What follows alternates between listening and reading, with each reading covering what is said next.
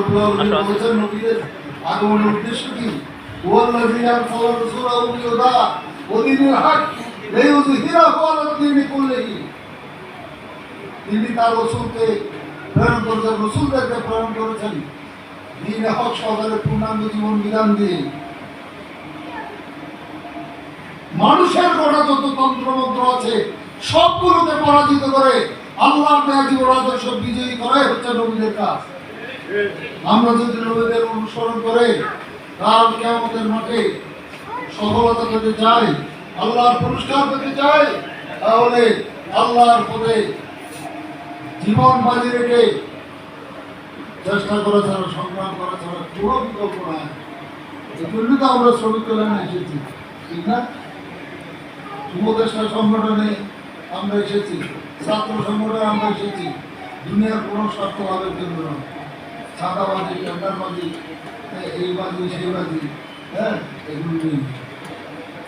সমান ভাইরা, আমরা যদি সত্যিকার অর্থে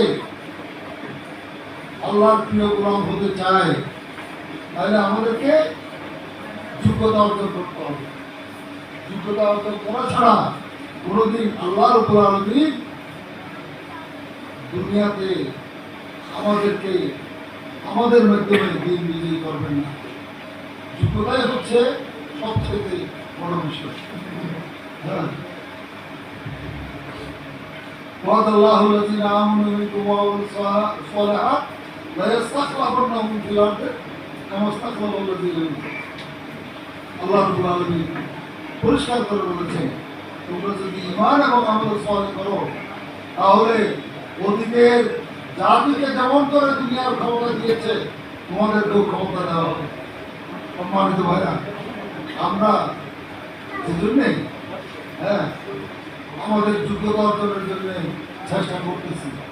আমাদের কর্মী যদি হতে হয় তাহলে কোরআন বুঝে বুঝে পড়তে হবে, কথা ঠিক কিনা? যদি কর্মী হতে হয় হাদিস বুঝে বুঝে পড়তে হবে, ইসলামী সাহিত্য পড়তে হবে, ইসলামের বিভিন্ন দিক এবং বিভাগ সম্পর্কে জানতে হবে, এবং আল্লাহর দিন বিজয়ী কিভাবে করতে হয় কর্ম পদ্ধতিও জানতে হবে। এই জানার পরে যে কাজটা করতে হবে সেটা হচ্ছে আমল করতে হবে। শুধু জানলে হবে না, বড় বড় আলেম হয়ে গেলেন, বড় বক্তা হয়ে গেলেন, কাজ হবে না, বরং আমলে সালেহ করতে হবে। ইবাদত বন্দেগী যেমন করবেন ঠিক তেমনি প্রত্যেকটা সেক্টরে আমাদের যে দায়িত্ব সেই দায়িত্ব পালন করবো আল্লাহর নির্দেশ অনুযায়ী। এইভাবে করতে হবে। এরপরে আমাদেরকে ব্যাপক হারে দাওয়াত পৌঁছে দিতে হবে।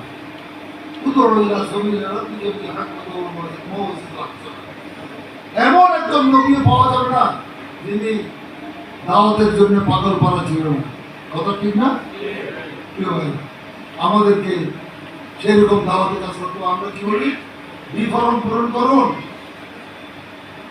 আমরা বলি সমর্থক ফর্ম পূরণ করুন, আমরা বলি যে বই বিলি করুন, বই পড়ান, সাথে রেখে তার সাথে উত্তম ব্যবহার করে জামাতের সাথে নামাজ আদায় করার ব্যবস্থা করে দেন, তাকে ভালো মানুষ হওয়ার চেষ্টা করেন।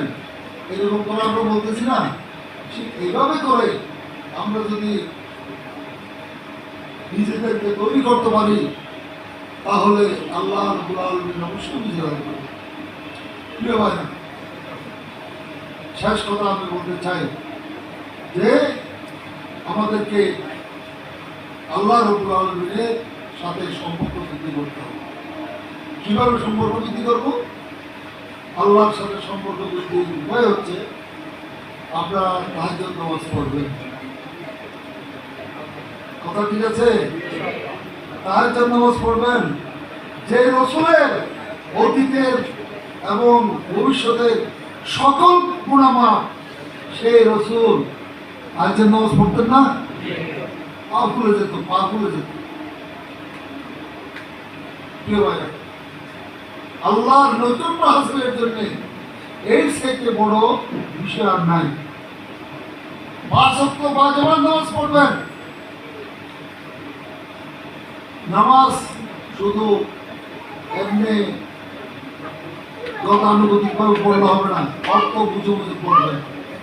আলহামদুলিল্লাহ রাব্বিল আলামিন, বুঝলেন? একটু অঙ্ক করে, ঠিক না? এভাবে বুঝে বুঝে করবেন।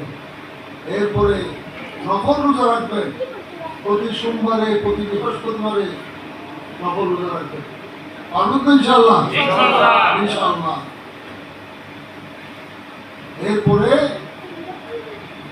আল্লাহর কাছে সব সময় কান্নাকাটি করবেন। আপনার মালিক একমাত্র আল্লাহ রাব্বুল আলামিন, আমার মালিক একমাত্র আল্লাহ রাব্বুল আলামিন। হ্যাঁ, আর কারো কাছে কোনো কিছুর দণ্ডা দেব না, একমাত্র আল্লাহর কাছে।